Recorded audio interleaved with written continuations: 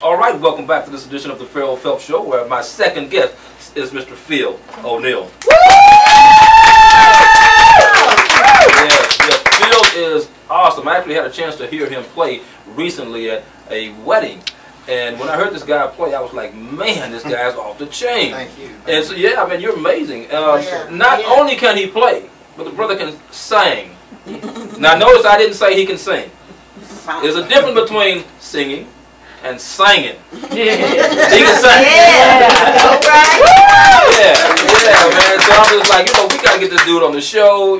Got to get something going on. I want to ask you, man, just like I was asking Darshell earlier, what has been your musical influences? My musical influences are all of the singing pianists.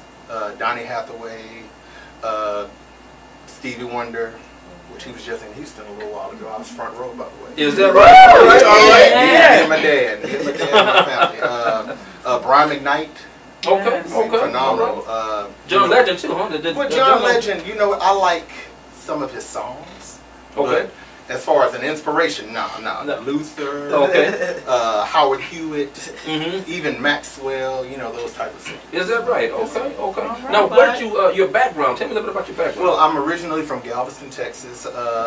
Grew up pretty much singing, and in my 8th grade prom, that's when I decided to get serious with it. Because I sang that night of the prom, and the girls went like crazy. And the rest was history. Yeah, the rest was history. I knew at that point, this was 1988.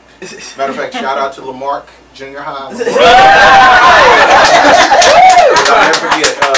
That was what changed it. I've been singing around the school, but that was the first time I got in front of people and actually got the reception that I got. So I was like, hey, this is for me. So at that point, nothing else mattered. And, I always wanted to learn piano. But thank God for this lady. Her name is Clotilde Cleveland. Okay. And she was a member of Fellowship Baptist Church in Lamarck, Texas. And she basically took me under her wing, told me, hey, you're going to be great, but you've got to learn piano. And I was like, well, I want to learn piano. So she gave me 2 lessons. And then I went to college, completely threw it to the side because I was like, no, it's too hard. I guess I can't do it. And long story, but I'm gonna make it short. I went to Texas Southern University originally, and I had a band scholarship and a jazz band scholarship because I was a drummer. Okay. And anyway, I ran into a friend. His name was, well, his crab name, because in the bands. I don't know if y'all have seen what's the movie? Drumline? Drumline, yeah. Right. But as freshmen, you're called crabs. Well, this is back then.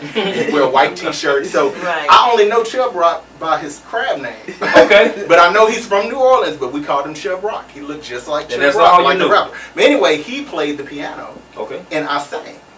So, people would gather around the practice rooms, and they were like, hey, man, you're incredible. And I was like, well, thank you. But anyway, one day I asked Chubb Rock, I said, hey, who taught you how to play? I've always wanted to learn how to play. And he told me, I taught myself. And I was like, you taught yourself? He was like, yeah. And I was thinking to myself, every group I've been in, I've always been the one with the strongest ear. I've always been the one that taught the parts. And so I was like, I know my ear is stronger than his. So that Christmas, I went home and I asked my mother, I said, hey, I want a keyboard. And I stayed up the entire night, literally 12 hours, learning by ear, End of the Road by Boys to Men. That was the first song that I learned. Is that right? Okay. That's one of my favorite groups. And from there, I just added, Please Don't Go, Boys to Men. My next song was Ribbons in the Sky. Oh, yeah, one of my favorites. Yeah, and then I just took it from there. And then when I went to Prairie View, because right after, I did a little stint in the military. Okay. Because I'm a 10-year Army veteran. And when I got back from basic training in AIT, I went ahead and transferred to Prairie View. And that was where I started taking class piano. Okay. And they took me from the ground up. Yeah. And actually created. So I ended up graduating with my degree in piano 7 years later.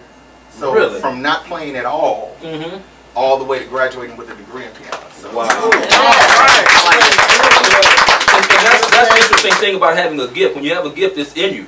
So and it's like a seed. Sometimes when you plant a seed, you might plant an apple tree 10 years ago, but you may not see it manifesting through the ground until 10 years later. It's just like the gift that lie within us. When we all got them, sometimes they lying dormant, We just got to activate them, put a little water on them, and make them, you know, come on up.